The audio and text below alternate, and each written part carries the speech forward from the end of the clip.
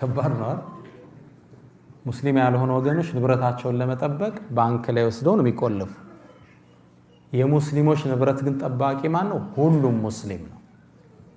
ይሄ የእስልምና የሸሪዓ ምጥቀት ነው የሚያሳይ።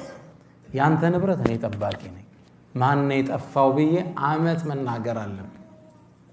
ከአመት በኋላ ሰውየው ካልመጣ ምናልባት ለአንተ ይመለስልሃል።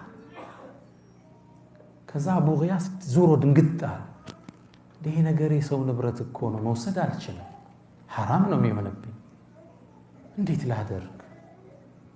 አመት ላስተዋውቅ፣ አንድ ቀን የምንበላው ምግብ የለንም፣ ምን ልናደርግ ነው? ከአመት በኋላ ማንስ ልሞት ይችላል? 85 ዓመቱ ነው።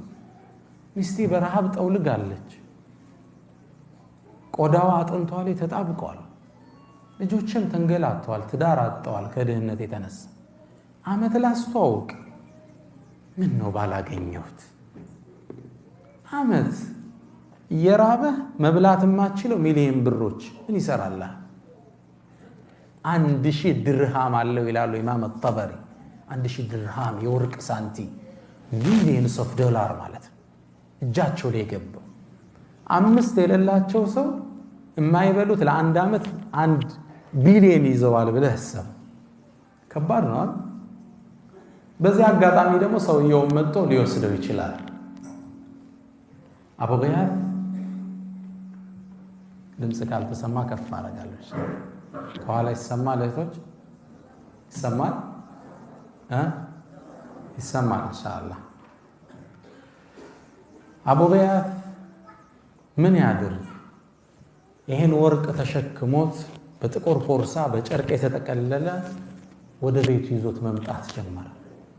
ደግሞ ስመጣ ሚስቴ ብታየውስ ምን ላድርግ? እሷ ካየችው ስለምትጓጓ ቢያንስ የሆነ ነገር አንሳለት ነው የምትለኝ። እርቦና እንደምንም እሷን ሳያሳይ ደብቆ ለማስገባት ወስኖ በፎጣው ተቀላሎ ቤት ተሾልኮ ሲገባ ባለቤት ተቀየችው።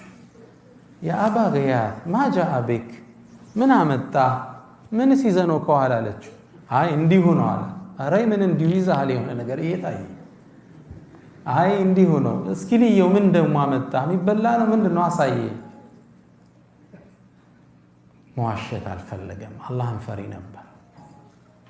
እቃውን ካስቀመጠ በኋላ ቁጭ አርቆ ያ ሉባባ፣ አንቺ ሉባባ ሳላስበው 1000 ድርሃም አገኘው። አስደንጋጭ ነው ለሷ በህይወታቸው